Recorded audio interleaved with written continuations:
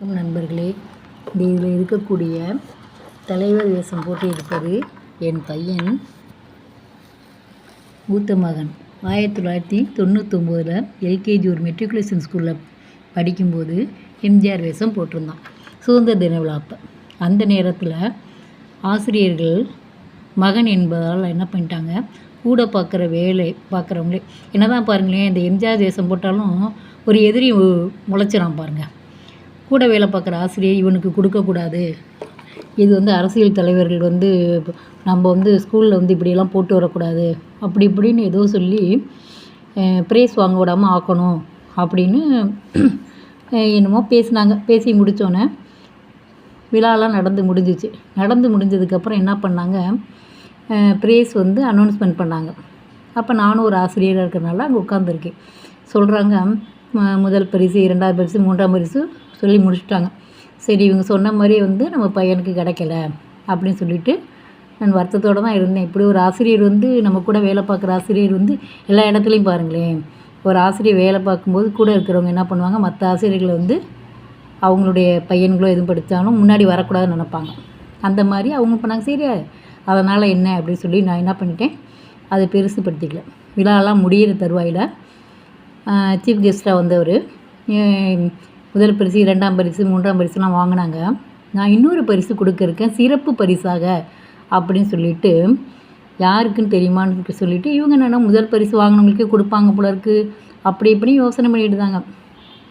தலைவர் வேஷம் போட்டு வந்த எம்ஜிஆர் அந்த பையனுக்கு தான் சிறப்பு பரிசு அப்படின்னு சொன்னோன்னே எனக்கு ரொம்ப சந்தோஷமாக இருந்தது.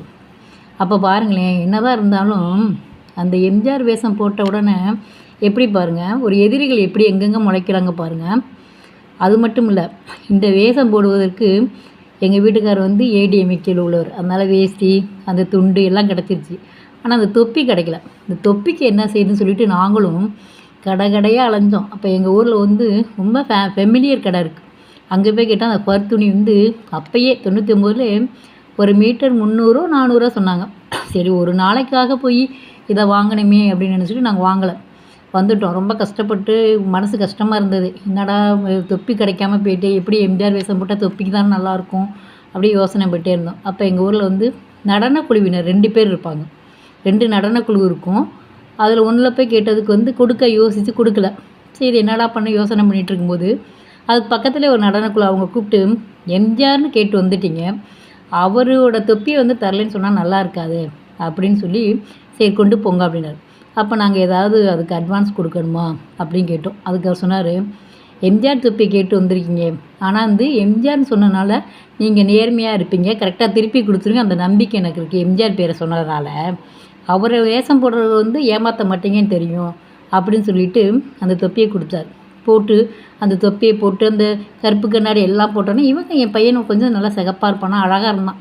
வழி நெடுக அந்த ஸ்கூல்லேருந்து வர வழி நெடுக டீ கடையிலேருந்து ஒரு ரிக்ஷாக்கார் முதற்கொண்டு, அப்போ தான் எம்ஜிஆர் வேஷம் போட்டால் கூட, அந்த குழந்தைகள் போட்டால் கூட அவராகவே பார்க்குறாங்க அப்படிங்கிறது ரொம்ப சந்தோஷமாக இருந்தது.